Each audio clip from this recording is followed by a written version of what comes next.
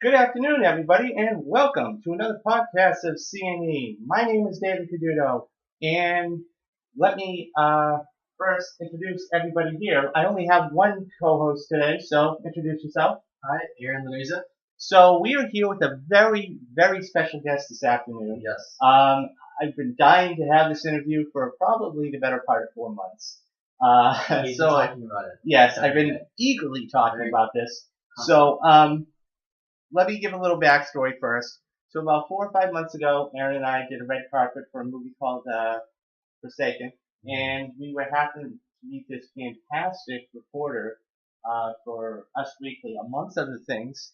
And so his name is Nicholas White, and Nicholas has been in the business for probably the better part of 15 years. So let me basically here's how that whole thing started, but so here's how you can get in touch with him. So he's on Facebook. His Instagram is Nicholas, all lowercase, Nicholas.White, like Mr. White. His LinkedIn is the same thing, and Facebook, facebook.com/Nicholas White. So it's pretty simple. Without periods. Exactly, without the periods. So, anyways, let me introduce Nicholas. How are you, Nicholas? It's my pleasure to be here. What an introduction. Really nice. So, we basically have been talking on and off for about 4 months now. And as I said, I've been dying to get you on the show because I know all of our listeners would love to hear somebody who's inside the ropes, essentially. Exactly. So, why don't you tell us a little bit about yourself?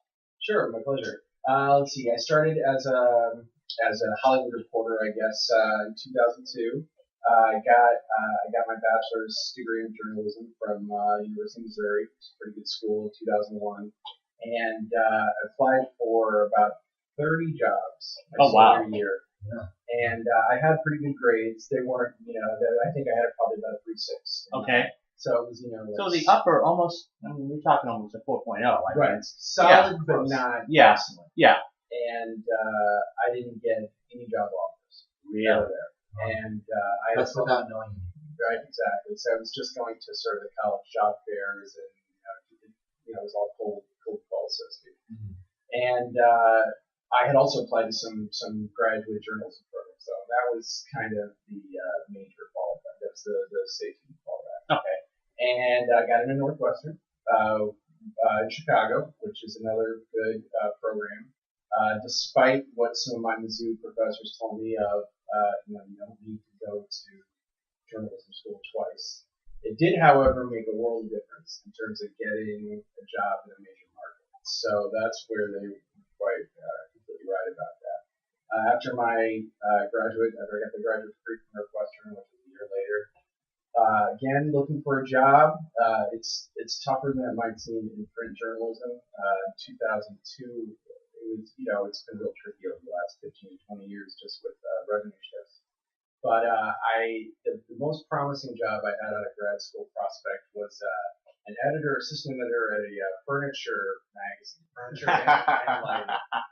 And it was about $27,000 a year. Is this IKEA?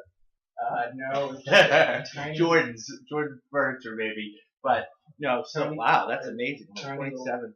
Tiny little trade magazine, and you had to travel 8 weekends out of the year. So, it was a lot of work. I go, man, there's got to be something better than this. So I was talking with the dean of the graduate school, just throwing spaghetti against the wall sort of thing. And he goes, well, we got one of our alums who writes Entertainment Weekly in LA, and did a little research about the guy. He was real established with the magazine, so it was a good contact to have. And they got me on the phone with the editor, brought me out for an internship. It was only supposed to last 6 weeks. Worked hard when I was there. They go, you can stay longer if you want for the fall. So it was another 4 months. And I kind of developed a niche for myself at that time as the red carpet news guy. Okay. I got a couple, when you get an internship for a major, stage, you want to try to develop a niche somehow possible. In other words, a reason for them to hire. Right. And I didn't know that, but you're just kind of going out there doing your best. Yeah. So one of my first events, I was so excited to meet Bill Maher. I was politically incorrect. Just got off the air. and he had been fired for some 9/11 controversial statements that he made, so it was kind of an unceremonious ending. And I told him how much I loved the show, and it was just being genuine, And he ended up giving me a little news scoop at the end of the interview, where he teased that he was going to do Real Time with Bill Maher, which is still on the air. Yeah. Wow. Yeah. And it was a real sort of vague thing, but sometimes in journalism that's really all it takes. It's that one scoop that you can just. Yeah, well, with news, news sometimes isn't completely clear, just like life. Right. So it's like, and right, and when you get on a stage of millions of people, you want to make sure you're right. Yes. So, it can be challenging that way, but he did it, and gave it. Got back to the office. They were real surprised because they said Bill Maher can be difficult. So, the fact that you were able to break through to him and then also get the news, they really liked that. So I ended up getting my name in the magazine a couple different times as an intern, which was fairly rare. Was this one of the syndicated news stories that got new? In 2002, it wasn't quite, internet picking stuff up. I will say, however, Variety reported it like a month later, and one of my peers at Entertainment Weekly sent me an email saying, "I didn't scoop Variety on it." Mm-hmm. So it was syndicated in that sense, but it didn't get picked up by the press because they weren't around. So that internship ended, and I was really looking for a job somewhere. I didn't get hired as a staffer at Entertainment Weekly, which is fairly common, unfortunately. I think in the 8 years they had the bureau open, they don't hire one intern out of the office. So those are good odds in your favor. Right. And so it was kind of like, just sort of go with the flow sort of thing. But the experience was there. Experience was there, and you can take it. It's up to me to take it where I want. Right. So it's it was a great experience. I realized at that point, I'm from St. Louis, and he's wearing a Cardinals hat for all those sports fans, and we'll get into that a little bit later. But for anybody who's a sports fan out there, the St. Louis Cardinals are like. I know the Blues are doing very well in the playoffs. And by the way, are you a hockey fan? Just baseball. I'm sorry to. So you're breaking their hearts. You want to talk Cardinals? But yeah. So. But, you're talking about Blues blood. Yeah. So he is wearing Cardinals hats. So he is diehard Cardinals fan. So continue. In terms of the niche I carved for myself in Hollywood, I was like, why would I want to throw that away to go work in St. Louis? So I go, okay, we'll move back to Hollywood, try to find something. Go ahead. So when did you actually move out to LA? So did you actually move out to LA in 2002 then? And 2002 is when I got the internship. Okay. And that went through the end of 2002. So I moved back out in 2003, started freelancing around. Okay. In earnest. And, I worked, freelance for EW, and they started giving me a couple high-profile events, like the first Pirates of the Caribbean premiere and the Bruce Almighty premiere, and some of these things which were just so exciting. Did they just say, hey, we'll give you the opportunity to try this? We'll see it was kind of like, we got, they don't hire all that many freelancers out of LA. It was sort of like, we got this new guy who's pretty good, we'll see how he does, and then give you a trial run, and if you get some, come back with some stuff that he could do. Nice. If not, they can just kind of move people around. Yeah. And also did Us at that time, Us Weekly, and early at the beginning of my career. At that time, it was not adding up to a whole lot. So I went to a Northwestern networking event for just random ideas. I ended up getting hired as another freelancer position, but it was much more constant at People Magazine, which is sort of in the same vein. And that ended up being a really fruitful relationship that kind of established my career as a journalist out here. And it was actually, I think, where I made my biggest contributions. From 2004 to 2010, that was a time where revenue models significantly shifted from print to online. Right. And during that time, nobody tells you that it's happening. It's just happening very gradually. Yeah. And as it was happening, I was sort of establishing a mobile desk, online reporter, breaking a lot of news stories from online. just about the same time YouTube came out. Yeah, and there's still after that, an awful lot of news is broken from these events for all the various entertainment celebrities. So I feel like just being on kind of the vanguard of that, the cutting edge of that, and it's a fantastic experience. You can kind of take it with you. The great thing about journalism experience, at least from my perspective, is that it's sort of broad live trading, and that you can, kind of take it with you to, however you want. Yeah. You're essentially being an inquisitive person about life. So, take it wherever you want. Yeah.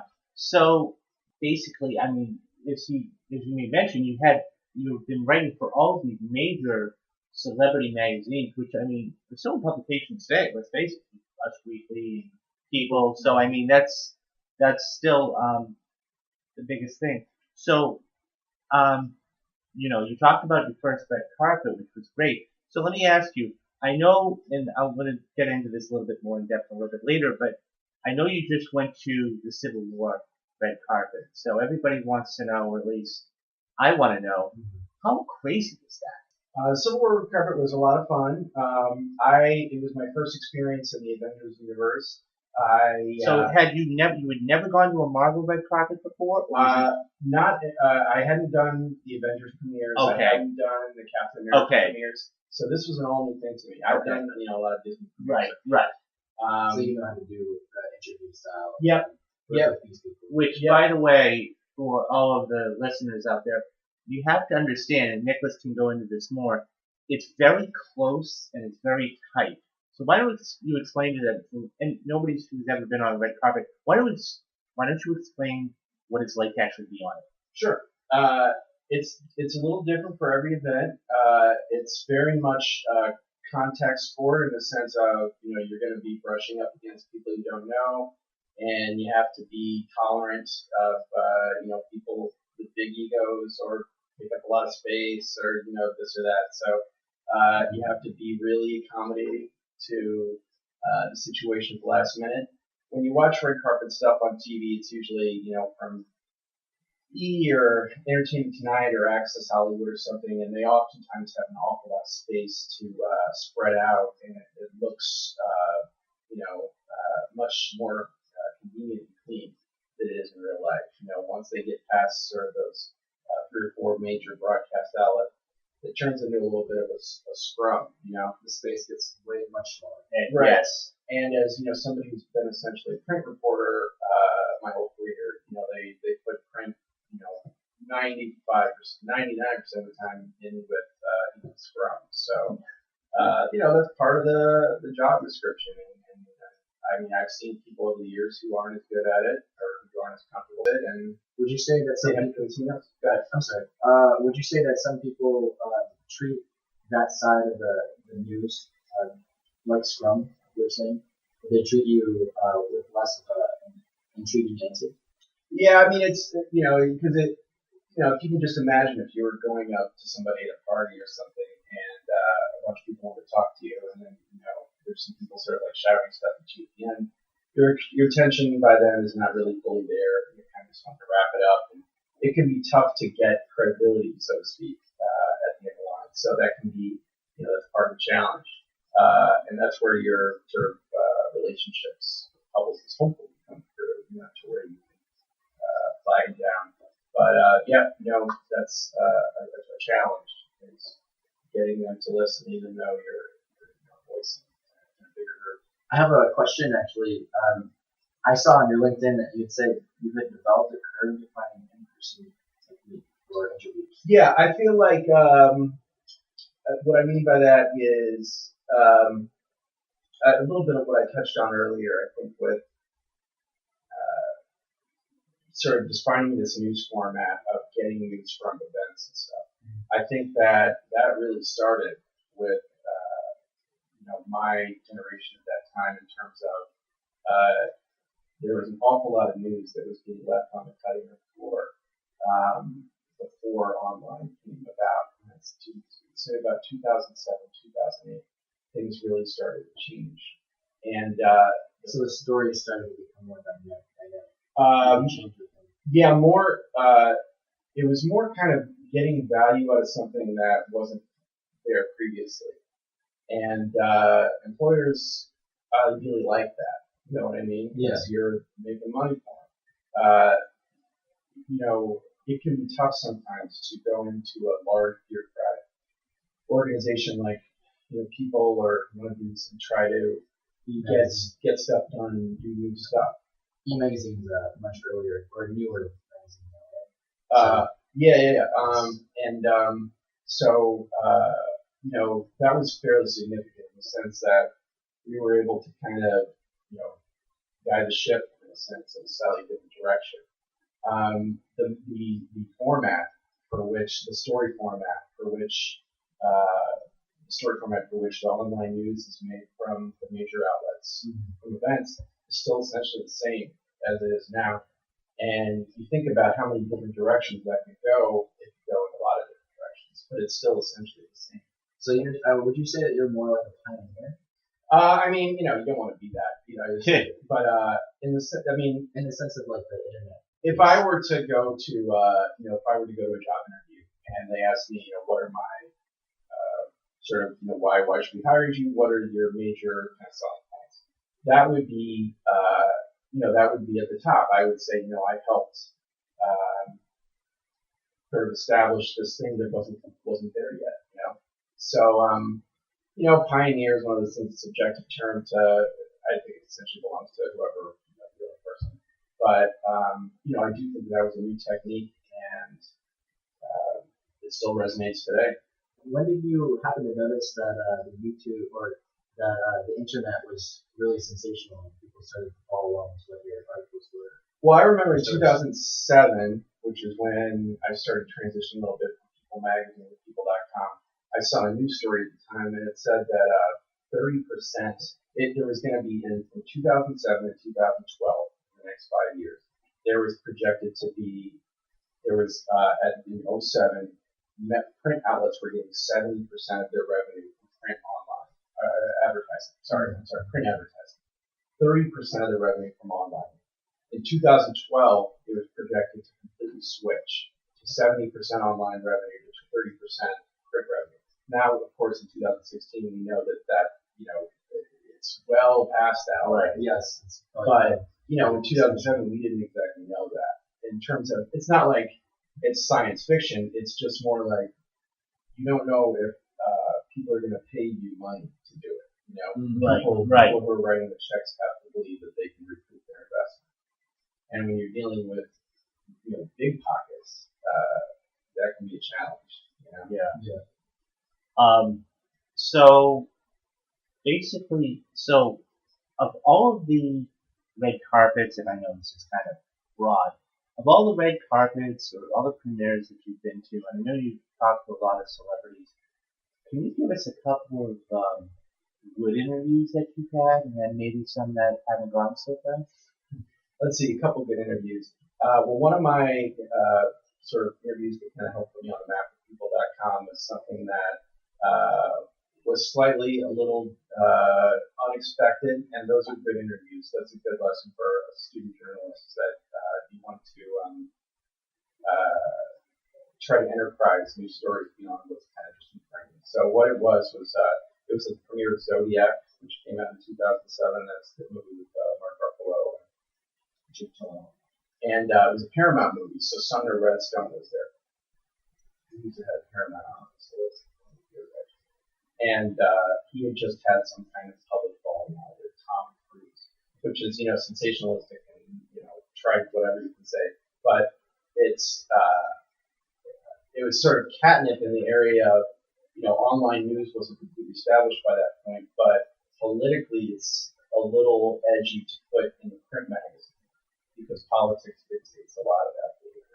So he ended up giving a really interesting answer about Tom Cruise, and it was picked up by a lot of really legitimate press outlets, Washington Post, I think New York Times, Bill, I don't know about it, and the editors were just really happy about it because it was, for people, for the celebrity outlets, even the really big ones, if they can get picked up by the Perez Hiltons and the New York Post, that's great. but to get picked up by the cream of the crop in terms of the national press, that it was a little unusual, So it was just a really positive experience for me, and I was able to kind of use that confidence to sort of propel me. And it was a thing where a lot of people for People Magazine might not even interview some of the red stuff. He's not really, He's not a celebrity. Yeah, exactly. I mean, so you're kind of you're thinking on your feet. Another really exciting interview for me was interviewing Leonardo DiCaprio for the first time. I was just such a huge fan growing up. Love Basketball Diaries. It's from the 90s, still great. And I hadn't really interviewed a big star yet, and somebody that I really admired, and I was just almost pleading publicist to get a quote, almost just for my personal kind of storybook. And got a nice interview with him. He was real polite, very friendly. And as he was walking away, told him I love Basketball Diaries. Appreciated that. By the way, it's a good idea if you do give a compliment to do it, not for an interview. It seems kind of manipulative. Yeah. But I've talked to him a couple of times since at events, and he can be fairly difficult to get your hands on in terms of just the people around him. So it was one of those things that, again, just great for your confidence, and it, it's a positive, warm memory where you can build off it. Right after that, actually, at the Aviator premiere, which was Leo's movie in 2004, I got a quote from him about he just turned 30 or something, and they used that in the People Magazine cover story about him, which is, it's not too shabby. So it was great. You were saying that it takes confidence, that it builds your sense of like story diary or your own personal story, your narrative. Does that narrative push you to finish what you started? If you're doing an interview and you get nervous, is it that personal narrative that you have to keep going? Well, persistent. One thing somebody told me on early in my career that I didn't quite think of, look at interviews that way, and it continues to resonate with me now, and goes directly to what you're saying, is that when you're interviewing somebody, you want to get control of your subjects, and you can't, especially if you're interviewing like politicians, like do I think the press, they're really, really good at taking the question wherever they want to take it. And if all celebrities have some degree of media training before they're put in front of reporters. So as a reporter, if you're not in control of that, even though they've been schooled in your way of doing things, it's going to look apparent, and you're not going to be taken seriously. So you want to make sure that you know your stuff enough and feel you know your stuff enough, to where you feel like you can have control of the subject. One kind of trite quote that I remembered of is it's actually an art of war from Sun Tzu. But believe it or not, and that's not cheesy, because that is, even today, that is one of the most read books, but it's still one of the most, it rings true. I've gotten referred to that book several times. They say, the quote in there that I'm referring to is, if you know your adversary, if you know yourself better than your adversary knows you, and you know your adversary better than your adversary knows himself, you will always win. If your adversary knows himself better than you know him, and you know yourself better than him, it's a tie. But if your adversary knows himself better, and you better than you know yourself, he will always win. So, ideally, you want to shoot for knowing your mission and what they're about better than they know. Right. I actually liked, not to cut you off, I actually liked the quote you had on your Facebook: confront boldness with still more boldness.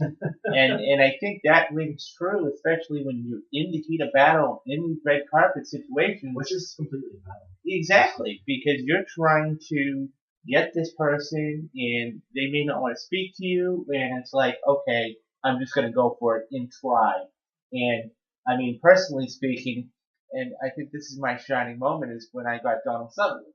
I mean, he was at the end of the rope, and his publicist said no more questions, and I just basically stuck a microphone in his face, and, and I got the answer. It was a one-word answer, but you know what? I got the answer, and it was still like, you know what? This question was, what was it like to live with your son? Exactly, and so you just said good. Yep. But that was it. What you're working with. And, so I mean, but he'd gone through the cycles, and I understand it. So basically, let's now transition. I know we were discussing something on the way in here. I know you just said you went to a premiere last night. So tell everybody about the premiere you went to last night. Sure. By the way, confront boldness normal. I took that from a Vanity Fair cover. So. By the way, that's Napoleon Bonaparte. That's right. So, but anyways, Nicholas, tell us everybody about the premiere you went to last night. So it was for a new movie called Maggie's Plan, which is a sort of a smaller romantic comedy of sorts. Stars Greta Gerwig. It was really good and kind of quirky, independent, romantic roles. She's in a love triangle with Ethan Hawke and Julianne Moore. And the plot details I'll spare you. It's a good movie, not great like a lot of those sort of independent movies are. And there's a Q&A afterwards with Greta Gerwig, director, and Travis Fimmel, who plays the sperm donor in the movie. Travis Fimmel, I knew the name, I didn't know too much about him. He is one of the guys from the TV show Vikings on History Channel with the long beard, the long sort of Norse Viking beard. And he's also in a movie called Warcraft, and coming out in a few months. And actually, that's a perfect transition, because now I want to talk to you about blockbusters. So every single year, we have these blockbusters that just ring true.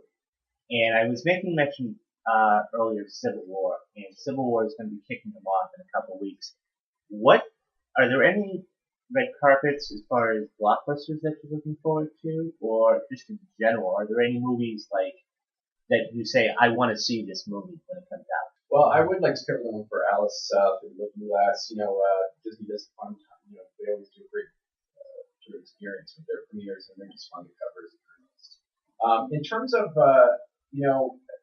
as a journalist, I have to say, and everybody's got their own approach.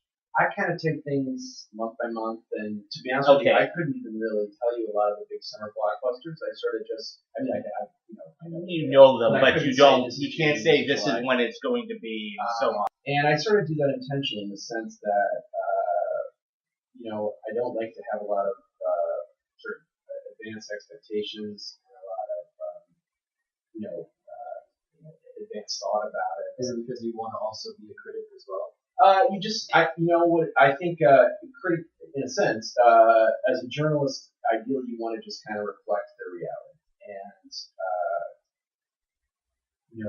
a good way to do that is just kind of be present in the moment. Mm-hmm. So, I don't say, I got to cover, this premiere or that premiere. For example, Star Wars, when I was Star Wars premiere a few months ago, there was just a ton of journalists, got to cover this premiere.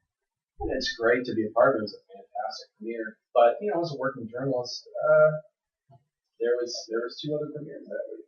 Yeah. So there's a lot of things to do. So you have to be able to juggle. But let me ask you a question. Do you get to choose which ones? So if you have 3, let's say, you have Star Wars, and then you have 2 others. I mean, obviously Star Wars is going to take the lead. Yeah. But if you have 3 premieres that, let's say, are equally important, do you have the choice of saying, okay, I want to go to that one, and then somebody else will take that one? Depends on the outlet that you work for. Okay. Generally, when you work for the bigger outlets, it's very regimented in terms of who does what. And when you're a freelancer, a lot of times, as you would imagine, it's kind of a peripheral type of thing. So your say-so in terms of saying that, I want to cover this huge premiere are, at best a crapshoot. Okay. However, they're pretty good if you have a natural interest in something. For example, I love rap music, so I was like, gotta cover Straight Outta Compton, gotta cover the Chunket premiere, and they go, okay. So there's a certain amount of leverage there. When I work for smaller outlets, you can do whatever you want. Just go. The thing is that it can be tough to get credentials sometimes for. Excuse me. I worked for a few months for an outlet called Celeb Buzz in 2012, which is owned by Spin Media, but it's not a reputable news outlet. And I couldn't get credentialed for these premieres and some of these big premieres. So again, it's not quite as easy as it might seem, on the surface. So let me ask you, do you have what genre of movie? So what kind of genre of movie? If you're just sitting down on your couch on a weekend, what would you say? What would you pop in the VCR? Let's say now the DVD player. What would you pop in? Well, I really like watching. I'm kind of more attached to movies by sort of the era that they came out in, and almost always I like to watch everything as recent as possible that is sort of in my wheelhouse. Like I'd say, of the top 200 grossing movies for 2013 or 2014, let's say 2013, I've seen easily over half of them.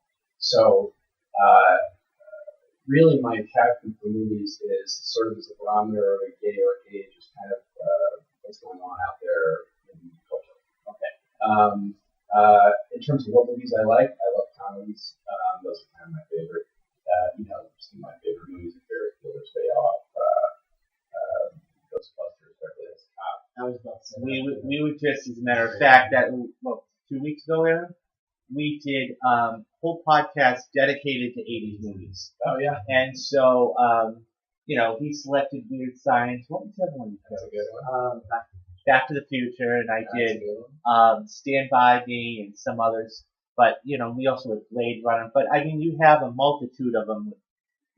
Beverly Hills Cop, as you may mention, 16 Candles. So, but the point is, we did that. So we're trying. I completely understand what you mean about 80s movies and following the culture. Exactly. Yeah, I love 70s movies too. I don't know as much about them, but what a good era for filmmaking. Real quick about Weird Science, I was at the Captain America premiere. I was just coincidentally behind Anthony Michael Hall going in line to the premiere, and when I got home, I was doing my file, and I saw on his Wikipedia page or IMDb page that Anthony Michael Hall is the godfather to Robert Downey Jr.'s kid. And Robert Downey Jr. was the nasty guy. Nice. Oh man. So we're still buddies after all these years. Yeah. Anthony, Weird Science connection. Yes. No. It's a small community. Yep. It really is. Yep. So what? So I guess. So what other questions do you have? I was wondering maybe in reporting, is there anything in particular that you realized, this isn't worth covering anymore? No one really knows. There's no audience for this.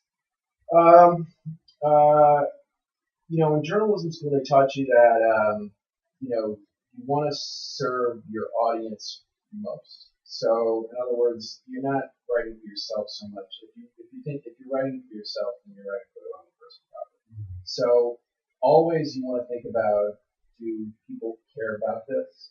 And if they don't, it just reflects poorly on you as a journalist and your judgment that you're picking the wrong stories. So I guess that kind of goes around something else that I was thinking about. With the people that you were kind of following, or do you have a following now that has really fluctuated the way that you think about delivering news? I'm following. Like the people who you write for. Yes. Oh, I see what you're saying. I mean, ever since, I'd say when I first started working for Us Weekly in 2003, as a freelancer, I had a meeting with the editor there and the LA editor, and he's not there anymore, but I think he's actually editor at E now, E News. But he told me, he just really cut down what people want, very basic. And he walked me through the magazine of celebrities hooking up, and this is what they want, no words, pictures, and really kind of boiled it down for me in terms of the audience for that particular outlet. So it's going to be different for every outlet. I know that. Which kind of changed after the internet? The celebrity news hits do really, really well. When I did TVGuide.com also for a couple months, and I looked at the traffic numbers, and I think one of my second or It's so bad, but it is what it is. My second or third biggest story traffic-wise was Selena Gomez in a bikini.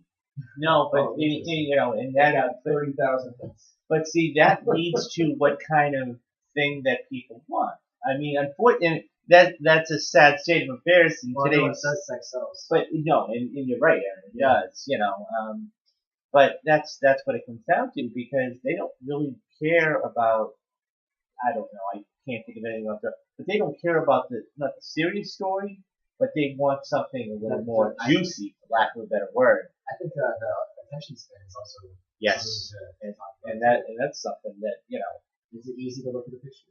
Yeah, absolutely. One quick principle that they taught us in at graduate school and built it. A lot of people I don't think keep in mind. It's a little bit more kind of wonky and scientific. Is that the human eye responds differently and tolerates differently computer screen images versus images on a written page. So that has profound impact for the type of content that people are going to respond to on the two different media. So, if we look at, it's, crappy that, we respond to such base, visual things on the internet.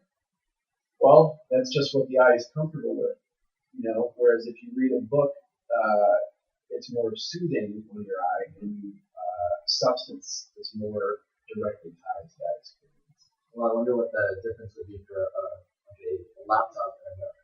Right, exactly. That's a good point. Yeah, that's a good point. So, let me ask you, if anybody, what kind of advice would you have for anybody listening right now? They want to they want to essentially do your job, they want to get in the industry, and they want to what kind of advice would you give them? Well, I think having a foot in the door with contact makes a world of difference. I couldn't get anybody to arrest me until I got, in that entertainment movement. And once you get that first big name, people start to take you a little bit more seriously. So, part of that was finding the right school. Even University of Missouri, which is an excellent program, I couldn't get the right contacts. Contacts are so, it's almost depressing how important they are. Like, in terms of getting equipment. So, when you're starting out, that can be really confusing, and I didn't quite know which way to go with that. But try to develop high-profile mentors as best possible. For example, before I entered Northwestern, I emailed the head of the magazine department, and I researched his background, and I knew what he was interested in. And I started working for him as a graduate assistant. So, and he worked at Rolling Stone and some of these other things. So, you can kind of nuzzle up with high-profile people in what you want to do. It will make a difference. Would you say that there are some times where, as a journalist, you have to do stories that you just don't care about, and does it lead you to a point where you consistently keep doing this and you just realize, well, I'm doing something that I don't want to do? Yeah, when you get in any job to a certain extent, it becomes kind of a grind. I mean, I remember in Cheryl Burke recently, which she was talking about being Dancing with the Stars, and she got 13 seasons and 20 grand. I'm thinking to myself, she's probably making, a fair amount of money, and 20 million people see her a week, and she's bored. So it's like, there's going to be stuff you don't want to do sometimes. Believe me, there's questions I didn't want to ask sometimes. I remember reading an interview one time with the intern recruiter at the New York Times, and she said that they look for candidates who had a few doors already slammed in their face by the time they get to them. So it's kind of the essence of journalism that, to toughen up and to work for the biggest folks. I'm going to talk to some folks that I want to talk to. And you were actually mentioning something about asking questions that you didn't go into asking. Yeah, I mean, it's at a certain point you have to trust your own personal code. If your boss asks you to go jump off the bridge, you're gonna do it. Probably not. So, yeah. So you want to have your job at the end of the day. You want to keep working, but there have been examples I've seen over my career of other people where, the freelancers sort of strung out a little bit to dry in terms of their own judgment. they're following orders in terms of being aggressive, and if something goes wrong, it falls in the freelancer's lap because that's where the judgment sort of liability lies, and you want to stay out of those situations. It just looks bad, and to reference another thing from journalism school, they told you, just imagine anytime you're writing something down, are you comfortable standing in a court of law talking about it in a libel suit? So, you probably never will be a libel suit, but that's a good standard to have. It's a good standard to have. That's just you saying that, just wow, that's just profound. You're right. You probably never will be in a court of law, but at the same time, like, wow, You need to make sure that you know. exactly. Be first getting to the news, but don't put yourself in a compromising position. I think You can sleep at night. I remember there was a guy from when I first started. He was a freelancer for People magazine, and he didn't have a red carpet shop. They had him go. I knew about this because there was written about it in several news outlets. He was sent to Brad Pitt's house or some celebrity's house to go scope around, and the police got called up. And police came, and they found, they were cordial. They signed his car, print out an email from the editor to People saying this is what you need to do.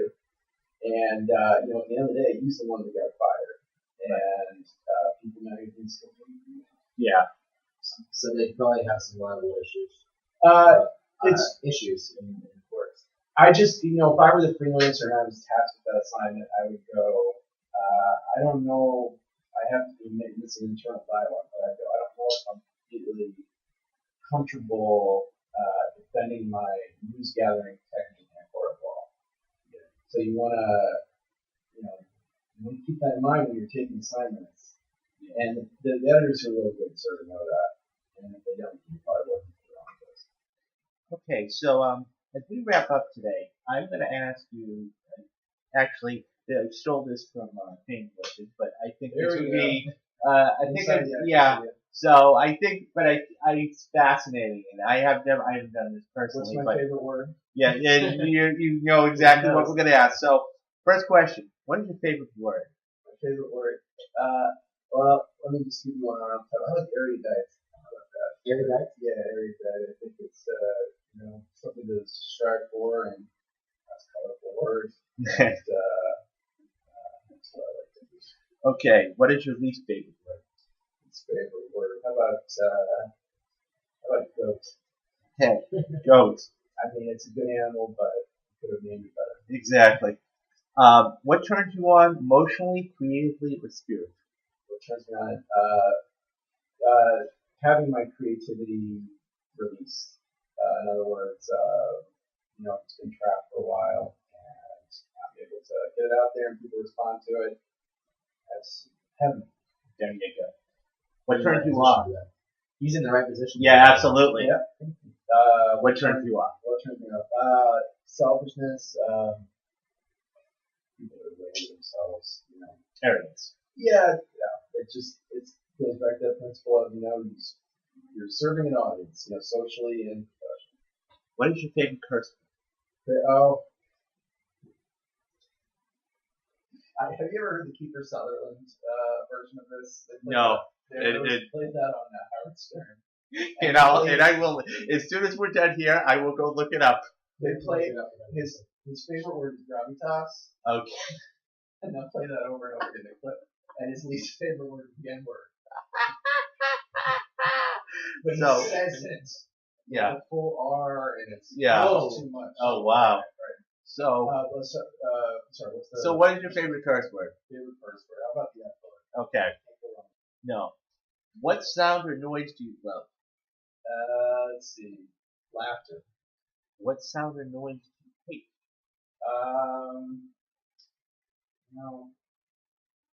I really don't like it when people sort of, when they smirk or when they make some kind of judgmental sort of thing. Yeah, that's the worst. What profession other than your own would you like to attempt? Artist. artist. What profession would you not like to try? Let's see. How about anything in maintenance? And if heaven existed, what would you like to hear God say to Romans?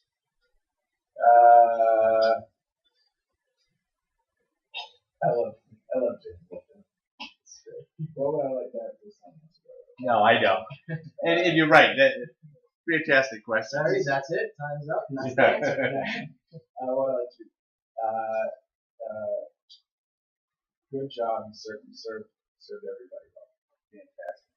Okay. So that's it. I want to thank you for coming on. This has been an absolute blast for me.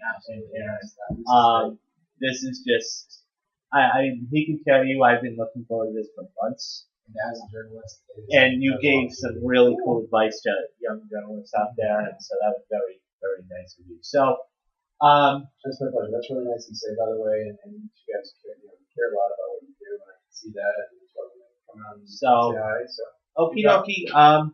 For Aaron Lanuza, Nicholas White, I'm David Caduto, and you've been listening to another C&E podcast.